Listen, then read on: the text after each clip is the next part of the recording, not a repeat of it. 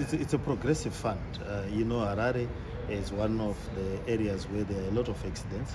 We have lost a lot of life. So we are welcoming this road accident fund in order to take care of our residents who would have had the misfortune of going into an accident and so forth. Their families, their widows, and those that have been injured, they will need a lease of life because this disrupts their economic activities and their well-being. We also want the road fund to be able to work to improve the infrastructure that we have in order to respond to accidents.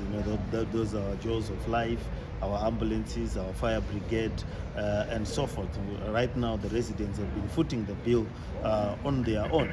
So once we create an extra fund, we should then be able to get ambulances to the scene of the accident more regularly, faster, and we will also be able to save lives. So we want to see how it has happened in other countries and how we can improve and make sure that we don't fall into the same traps that have fallen other funds. But by and large, it is a welcome development, long overdue, and must be expedited through the processes of Parliament as soon as possible.